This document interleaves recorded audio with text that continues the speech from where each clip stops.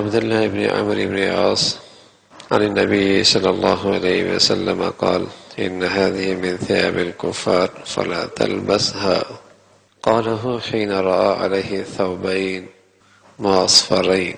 وفي رواية رأى النبي صلى الله عليه وسلم علي ثوبين معصفرين فقال أمك أمرتك بهذا؟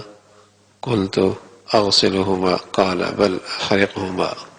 حضرت عبداللہ ابن عمرو ابن عاص رضی اللہ تعالیٰ عنہ سے روایت ہے کہ پیارے رسول صلی اللہ علیہ وسلم نے ان کو دو کپڑے جو قسم سے رنگے ہوئے تھے پہنی ہوئی دیکھ کر فرمایا یہ کافروں کا لباس ہے، اس کو نہ پہن۔ ایک روایت میں ہے تیری ماں نے تجھے کہا ہے اسے پہنو؟ وہ کہتے ہیں میں نے عرض کیا حضرت ان کو دھو لوں؟ فرمایا جلا دے۔ یہ ایک حدیث کا واقعہ ہے۔ عبداللہ ابن عمرو ابن عاص رضی اللہ تعالیٰ عنہما ایک چھوٹے سے نوجوان صحابی تھے۔ یہ حضور علیہ الصلوۃ والسلام سے سب سے بڑے راوی ہیں۔ راوی کہتے ہیں بہت زیادہ روایت کرنے والے۔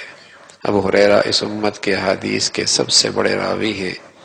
جتنی احادیث انہوں نے نقل کی اتنی کسی نے نہیں کی۔ وہ خود کہا کرتے تھے کہ صحابہ اکرام میں مجھ سے بڑھ کر حدیث کا کوئی راوی نہیں، ہاں عبداللہ ابن عمرو ابن عاص ہو سکتے ہیں۔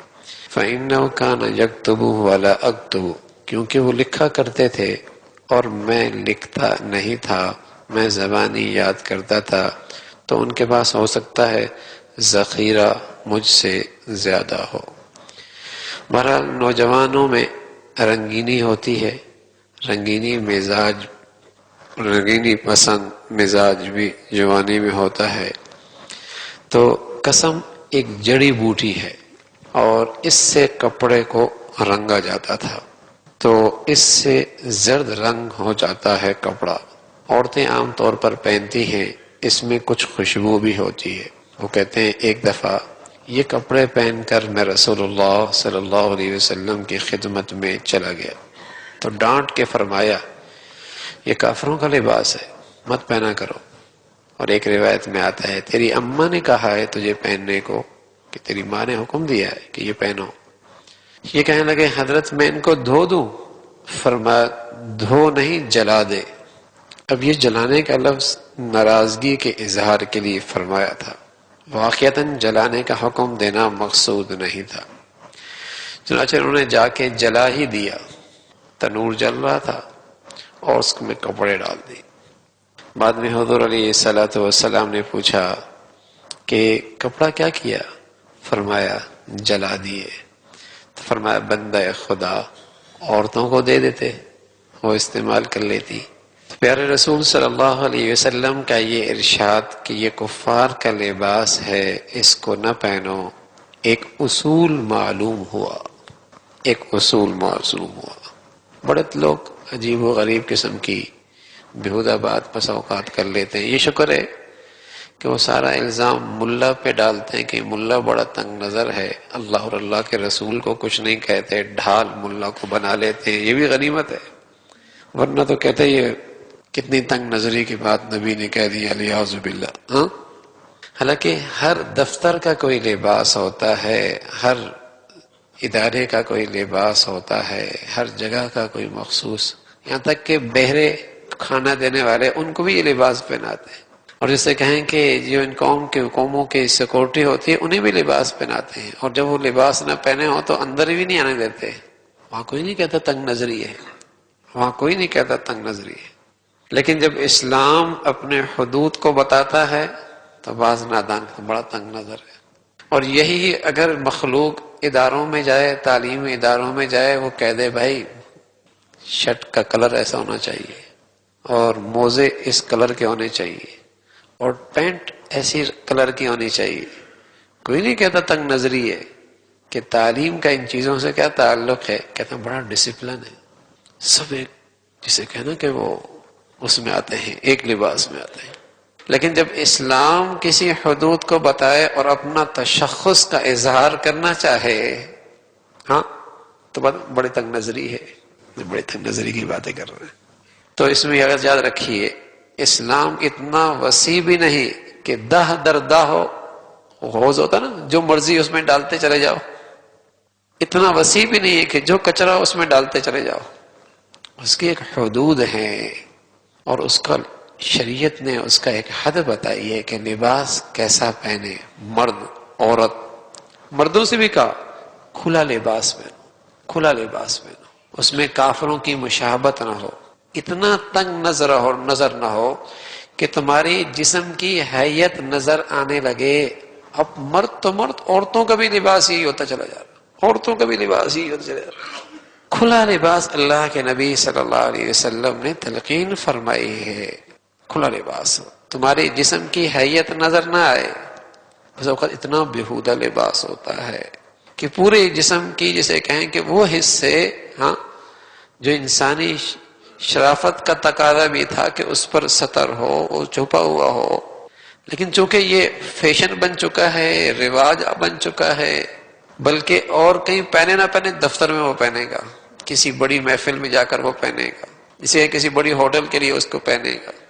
تو میں عرض کر رہا ہوں کہ مردوں میں تو آیا ہی آیا، اب عورتوں کے اندر بھی آنا شروع ہو گیا، اور آہستہ آہستہ کثر اتنا باریک ہوتا ہے یا اتنا چست ہوتا ہے، بلکہ اب فیشن یہ کہ جتنا چست ہو اتنی ترقی اور روشن خیالی کی نشانی ہے، جتنا چست ہونا چاہیے۔ تو اللہ کے نبی صلی اللہ علیہ وسلم نے فرمایا کہ اسے اتارو، جلا دو اسے، یہ کافروں کا لباس ہے۔ تو ایک تو یہ اصول ملا کہ لباس کے اندر بھی شریعت کی ہدایات موجود ہے، آزاد نہیں ہے کہ جو من میں آیا وہ پہن لیا، جو من میں آیا وہ اوڑھ لیا، شریعت نے اس کو ہدایت بتائی ہے۔ میرے عزیزو، جب قوم کی معاشرت اپنی نہیں رہتی تو یہ قوم دوسروں میں خلط ملط ہو جاتی ہے، اپنا تشخص اپنا سب کچھ کھو بیٹھتی ہے۔ سب سے پہلے قوموں کے اندر سے اس کی معاشرت رخصت ہوتی ہے، سب سے پہلے قوموں سے اس کی معاشرت رخصت ہوتی ہے، اس کے معاملات ختم ہو جاتے ہیں، عبادات سب سے پہلے آتی ہے، اور معاشرت اور معاملات سب سے آخر میں جاتی ہے، سب سے آخر میں آتی ہے۔ یعنی کسی دیندار میں سب سے پہلے عبادات، نماز، روزہ آ جاتا ہے، لیکن اس کی معاشرت، اس کے معاملات اسلامی آ جائیں، یہ سب سے آخری درجہ ہے۔ اور جب کوئی چیز کسی قوم سے نکلتی ہے تو سب سے پہلے معاشرت نکلتی ہے، معاملات نکلتے ہیں کہ معاملات میں مسلمان نہیں، معاملات میں مسلمان نہیں، معاشرت میں مسلمان نہیں۔ ہاں عبادت چل رہی ہے، جمعہ چل رہا ہے، کبھی کبھی نماز ہو جاتی ہے، روزے رکھ لیتا ہے، صدقہ خیرات دے دیتا ہے، حج عمرے چل جاتے ہیں، لیکن معاشرت میں مسلمان کوئی نہیں، معاملات میں مسلمان کوئی نہیں۔ تو سب سے پہلے عبادات آتی ہیں، معاملات، معاشرت مسلمانی میں سب سے آخر میں آئے گا۔ جو بہت اچھا مسلمان ہوتا ہے اس میں معاملات، معاشرت آتی ہے، اور سب سے پہلے جو چیز نکلتی ہے وہ معاملات اور معاشرت نکلتی ہے۔ اسلامی دنیا کا حال تو یہی ہے کہ جب ان کے اندر سے معاملات اور معاشرت نکلتی ہے تو پھر ان کی دوسری نسل مسلمان بھی نہیں رہتی، پھر ان کی دوسری نسل مسلمان نہیں۔ آپ پوری اسلام دنیا کا جائزہ لیجیے، پوری دنیا کا، جہاں مسلمان غیروں کے ہاں گیا اور اس کے معاملات، معاشرت اختیار کی، اس کی دوسری نسل مسلمان نہیں رہی۔ پوری دنیا میں شہر کے شہر، علاقے کے علاقے انہوں نے ارتداد اختیار کر لیا۔ تو پہلے معاشرت نکلتی ہے، معاملات نکلتے ہیں، پھر آہستہ آہستہ ایمان، اسلام بھی نکل جاتا ہے۔ یہ ظاہر جو ہے نا، معاملات، معاشی ظاہر، یہ باطن کی حفاظت کا ذریعہ ہے۔ اگر کبوتر کے آپ پر کاٹ دیں نا تو اس کی روح اور جان بھی خطرے میں پڑ جائے گی، کوئی بھی بلی آ کے اسے کھا لے گی، کسی موٹر سائیکل کے نیچے آ جائے گا، کسی گاڑی کے پہیے کے نیچے آ جائے گا۔ ظاہر کاٹ دیا، اس کا روح بھی خطرے میں پڑ گئی، اور اگر اس کے پر صحیح ہو، کوئی آئے گا بھی تو اڑ کے بلند پرواز کر لے گا۔ تو جب آدمی کا ظاہر بگڑ جاتا ہے تو اس کے اندر کا ایمان، روح بھی خطرے میں پڑ جاتی ہے، وہ بھی رخصت ہو جاتا ہے۔ یہ ظاہری معاشرتی زندگی، یہ باطن اور ایمان کی حفاظت کا بہت بڑا ذریعہ ہے۔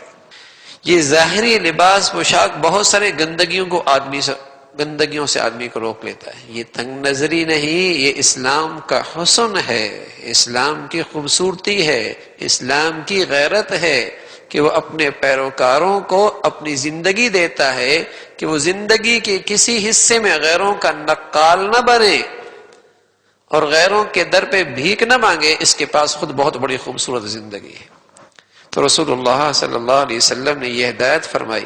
اللہ کے نبی صلی اللہ علیہ وسلم فرمایا کرتے تھے من تشبہ بقوم فہو منہم، جس نے غیروں کی مشابہت اختیار کی کہ اس میں بڑی عزت ہے، اس سے بڑی احترام ملتا ہے، ہاں فرمایا کل قیامت میں انہی میں سے اٹھایا جائے گا. اور آپ علیہ الصلوۃ والسلام نے فرمایا ایک وقت آئے گا تشبہت النساء بالرجال وتشبہ الرجال بالنساء، مرد عورتوں کا روپ ڈھال لیں گے اور عورتیں مردوں کا روپ ڈھال لیں گی. یہ کوئی بھی اپنی قسمت پہ راضی کوئی نہیں، کوئی بھی اپنی قسمت پہ راضی کوئی نہیں. تو اللہ کے نبی صلی اللہ علیہ وسلم نے پھر کمال ہے اللہ کے نبی کے ان پیاروں کا کہ کوئی حجت کوئی نہیں، آپ کی زبان سے نکلے الفاظ ہیں جا کے تندور میں ڈال دی، تندور میں ڈال دی. ایسے اطاعت اور ایسی فرما برداری تھی. تو اللہ کے نبی صلی اللہ علیہ وسلم نے لباس کے متعلق بھی ہدایت فرمائی ہے کہ اس میں غیروں کی نقالی نہ ہو. اللہ رب العزت پوری زندگی میں اپنے نبی صلی اللہ علیہ وسلم کی پیاری زندگی کی اطاعت نصیب فرمائے.